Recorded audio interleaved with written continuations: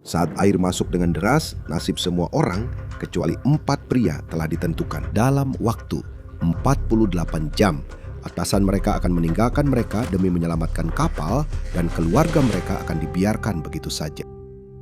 Munculnya torpedo dan tenaga listrik menjadikan kapal selam sebagai mesin perang yang sangat penting. Pada tanggal 7 Mei 1915, kapal selam Jerman U-20 menenggelamkan kapal laut Inggris RMS Lusitania. Pada awal tahun 30-an, sudah jelas bahwa kapal selam akan memainkan peran penting dalam konflik di masa depan. Menjelang akhir tahun 30-an, ketegangan antara negara-negara Eropa dan Jerman Nazi semakin meningkat dan kemungkinan terjadinya Perang Dunia Kedua semakin besar. Di Inggris, Komando Tinggi Angkatan Laut Kerajaan sangat menyadari ancaman yang ditimbulkan oleh U-boat Jerman yang lebih unggul dan berupaya keras untuk meningkatkan armada kapal selam Inggris. Sebagai antisipasi pecahnya perang, 15 kapal selam baru kelas Triton atau kelas T dipesan pada tahun 1935 untuk menggantikan kapal selam kelas OP dan R yang sudah usang yang telah digunakan oleh Inggris. Setiap kapal selam diberi nama yang diawali dengan huruf T. HMS Thetis atau kapal selam yang mulia Thetis mulai dibangun pada Desember 1936 di galangan kapal Camelot di Birkenhead. HMS Thetis yang memiliki panjang 82 meter adalah kapal selam kelas T pertama yang dibangun oleh perusahaan Camelot. Dinamai Thetis yang merupakan ibu dari Achilles dalam mitologi Yunani, kapal ini diluncurkan dengan upacara pembaptisan sampanye pada tanggal 29 Juni 1938. Kapal ini sudah dilanda nasib buruk sejak awal. Selama uji coba laut pertamanya pada bulan April 1939, masalah besar pertama adalah perlengkapan kemudi telah dipasang terbalik. Ketika kemudi diputar ke kanan, kapal justru berbelok ke kiri dan sebaliknya. Kemudian saat bersiap untuk penyelaman pertamanya, sirip haluan yang mengontrol laju penurunan kapal selam macet dalam posisi menyelam tajam, sehingga uji coba harus dibatalkan. 1 bulan kemudian, peralatan kompartemen torpedo diuji sebelum kapal dibawa untuk perawatan rutin. Ruang torpedo dicat dengan lapisan cat enamel. Pintu tabung torpedo tercat hingga tertutup rapat. Kesalahan kecil yang mudah diperbaiki, tetapi tidak terdeteksi. Menjelang akhir Mei, Thetis bersiap untuk uji coba laut kedua. Pada pagi hari, tanggal 1 Juni 1939, Komandan Angkatan Laut Kerajaan Bolas menavigasi kapal di sepanjang pantai utara Wales menuju area pelatihan di Laut Irlandia untuk penyelaman pertama mereka. Dalam perjalanan keluar dari Birkenhead, Komandan Bolas berkomentar bahwa Thetis tampak mengapung tinggi di air dan sedikit miring ke kiri. Di atas kapal terdapat awak, beberapa perwira angkatan laut termasuk Kapten HPK Oram dan para komandan dari 2 kapal selam sekelas, Taku dan Trident. Secara total, ada 103 orang di atas kapal. 50 diantaranya adalah penumpang, termasuk perwira admiralitas, karyawan Camelot, perwakilan dari perusahaan teknik lain, dan kapal-kapal lokal. Pilot Norman Wilcox dan para catering yang ada di sana untuk menyediakan sandwich, bir, dan pie pada resepsi setelah uji coba laut. Thetis ditemani oleh kapal tunda bernama Grabcock yang dinakodai Alfred Godfrey. 2 anggota angkatan laut dan 2 karyawan Camel berada di atas kapal tunda, menyediakan jalur komunikasi antara Thetis dan Grabcock. Kapal tunda tersebut ada di sana untuk memastikan tidak ada kapal lain di area tersebut selama uji penyelaman berlangsung. Pada pukul 13.30, Thetis sudah siap untuk penyelaman pertamanya. Kapal tunda pengawal menanyakan apakah ada dari 50 penumpang yang ingin turun dari Thetis sebelum penyelaman. Tetapi ini adalah kesempatan yang menarik yang tidak ingin dilewatkan oleh siapapun. Thetis memiliki 6 kompartemen kedap air, dimulai dari area torpedo di haluan dan berakhir di kompartemen kemudi di buritan. Pada pukul 13.40, Komandan Bolas mengirimkan koordinat penyelaman mereka ke markas kapal selam HMS Dolphin beserta pesan singkat, menyelam sekarang. Kapten Godfrey di kapal tunda Grabcock dapat melihat bahwa Thetis sedang mengalami kesulitan untuk menyelam. Selama sekitar 1 jam, Thetis bermanuver, berputar-putar dan perlahan-lahan tenggelam ke dalam air. Di atas kapal, Komandan Bolas menemukan bahwa bagian depan kapal selam tampaknya ringan dan apapun yang mereka coba, mereka tidak bisa menyelam di bawah permukaan air. Dia mengirim para perwira untuk menyelidiki.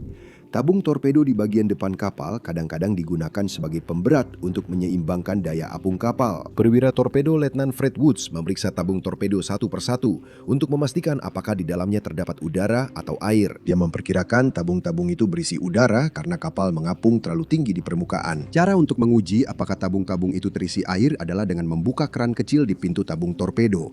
Jika ada air yang keluar, berarti tabung tersebut terisi air. Ketika Letnan Woods membuka keran uji di tabung torpedo 5, hanya beberapa tetes air yang keluar, dan itu normal untuk sebuah tabung torpedo. Pintu dalam tabung torpedo telah dicat hingga tertutup rapat. Cat enamel cukup kuat untuk menahan air pada keran uji. Letnan Woods membuka palka dalam untuk memeriksa tabung tersebut. Pintu luar tabung torpedo sebenarnya terbuka lebar, dan tabung tersebut sudah sepenuhnya terisi air. Saat dia membuka palka dalam, pintu itu langsung terbuka dan ratusan galon air laut mengalir masuk membanjiri kompartemen torpedo. Woods dan kru lainnya mencoba menutup palka, tetapi tekanan dari air laut terlalu kuat bagi mereka. Berat air yang tiba-tiba masuk bersama dengan sirip haluan yang diatur untuk menyelam tajam menyebabkan Thetis menukik ke depan. Kapal itu mulai tenggelam hampir seketika. Tepat sebelum pukul 15.00, kru di kapal tunda pendukung mendengar suara desisan udara yang keras dan melihat HMS Thetis dengan cepat menghilang di bawah permukaan. Komandan di atas kapal Grabcock terkejut dengan apa yang dia lihat. Haluan Thetis sudah tenggelam sementara buritannya terangkat. Itu tidak normal. Letnan Woods memerintahkan semua orang keluar dan mencoba menutup pintu kedap air ke kompartemen torpedo. Thetis miring ke depan dan pintu logam berat itu sekarang tergantung ke bawah ke dalam kompartemen torpedo. Pintu itu tertahan terbuka oleh kait di dalam kompartemen dan di belakang pintu. Seorang anggota kru turun ke dalam kompartemen dan melepaskan kaitnya. Letnan Woods berdiri di atas pintu kompartemen torpedo. Dia mencoba menarik pintu itu ke atas ke arahnya. Dengan bagian depan kapal selam yang cepat terisi air, berat pintu dan sudut kapal yang menyelam, hampir mustahil untuk menutup pintu itu rapat-rapat. Dengan bantuan timnya, Letnan Woods berhasil menarik pintu itu ke atas. Tapi pintu itu tidak memiliki satu mekanisme pengunci utama. Pintu itu memiliki 18 baut kupu-kupu. Beberapa baut ini menggantung dan menghalangi pintu untuk tertutup rapat. Setiap baut kupu-kupu harus dibuka sebelum pintu bisa ditarik ke posisinya. Dan beberapa perabotan telah jatuh menimpa pintu logam yang sudah berat itu. Tim hanya berhasil mengunci satu baut kupu-kupu saja. Mereka meninggalkan upaya tersebut dan mencoba memanjat melalui kompartemen penyimpanan torpedo dan masuk ke kompartemen 3, yaitu area akomodasi. Para kru ruang mesin Arnold dan Cunningham bersama yang lainnya mencoba menutup pintu antara area akomodasi dan kompartemen penyimpanan torpedo. Tapi kru dari kompartemen penyimpanan dan torpedo masih berusaha untuk keluar. Arnold mempertimbangkan untuk menutup pintu dan meninggalkan beberapa orang demi menyelamatkan kapal selam dan kru yang tersisa. Dia berada di posisi yang lebih tinggi dan dalam pertaruhan hidup dan mati, dia memiliki keuntungan. Jenis keputusan sulit seperti ini dikenal di kalangan pelaut kapal selam sebagai tindakan keselamatan yang mungkin harus diambil. Namun, dia tetap menunggu sampai semua orang aman lalu menutup sekat kedap air. 2 kompartemen kedap air di bagian depan sudah sepenuhnya terendam air sebelum akhirnya ditutup. Di permukaan, kapal tunda Grabcock belum menurunkan jangkar dan sedang hanyut menjauh dari posisi terakhir kapal selam. Di ruang kendali Thetis, kru menyadari ada masalah lain.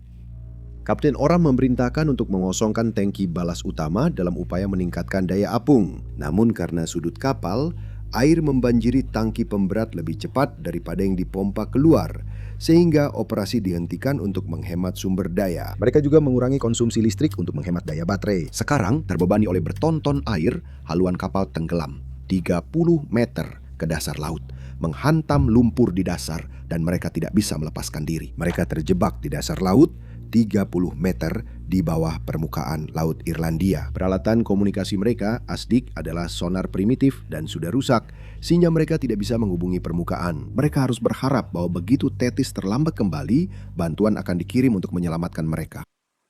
Para perwira Angkatan Laut Kerajaan yang sudah lebih dari 3 jam tidak memiliki kontak langsung dengan Thetis mulai khawatir, jadi mereka memerintahkan pencarian di area sekitar. Kapal perusak Angkatan Laut Kerajaan HMS Brazen yang sudah berada tak jauh dari sana di Laut Irlandia dikirim untuk membantu menemukan Thetis. Kapal itu mulai mencari di area tersebut dan menemukan kapal tunda pengawal. HMS Thetis membawa cukup udara untuk tetap berada di bawah air selama sekitar 36 jam dengan jumlah awak normal. Namun dengan tambahan 50 penumpang di dalam kapal, waktu itu menjadi setengahnya.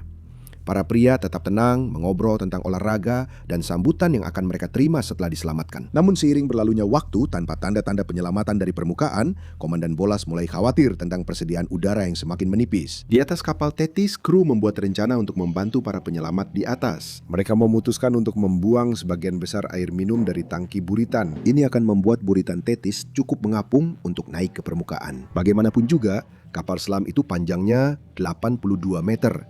Dan mereka hanya berada di perairan sedalam 30 meter. Rencananya berhasil dan bagian buritan Thetis muncul ke permukaan, terangkat cukup tinggi dari air, jelas terlihat oleh siapa saja di sekitarnya. Namun kapal penyelamat sedang mencari di lokasi yang salah.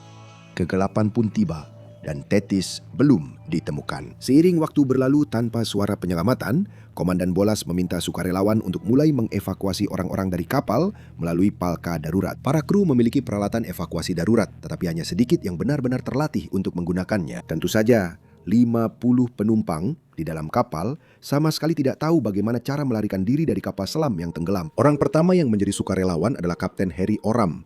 Ini mungkin terdengar seperti seorang kapten yang mencoba keluar dari kapal lebih dulu. Tapi sebenarnya ini adalah tindakan yang sangat tidak mementingkan diri sendiri. Kapten Oram adalah perwira armada senior, tapi dia bukan komandan di kapal ini. Dan ini adalah operasi yang berbahaya.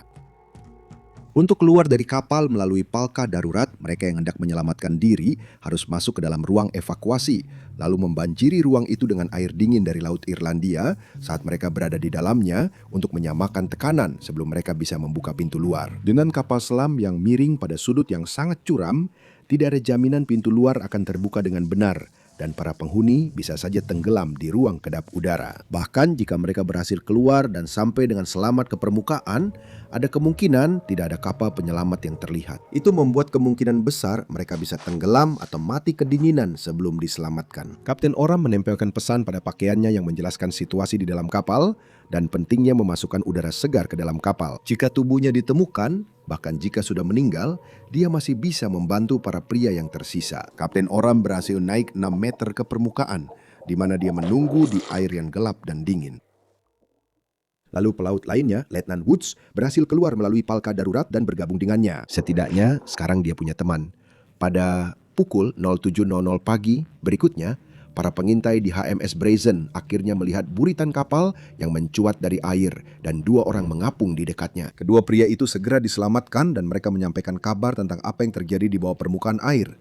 Kapten Oram dan Letnan Woods menjelaskan situasi di dalam Thetis. Mengingat kurangnya udara dan meningkatnya kadar karbon dioksida, waktu semakin menipis bagi mereka yang terjebak di dalam. Pada pagi hari, tanggal 2 Juni, sehari setelah Thetis tenggelam, para penyelam dari HMS Tedworth tiba di lokasi dan mulai menilai situasinya. Mereka melaporkan bahwa buritan kapal selam sedikit berada di atas air, tetapi palka utama yang akan menjadi jalur pelarian yang lebih mudah berada di bawah air. Seorang penyelam dikirim ke bawah untuk mencoba menghubungkan selang udara. Sayangnya penyelam tersebut hanya memiliki persediaan udara untuk 30 menit dan gagal menghubungkan selang tepat waktu.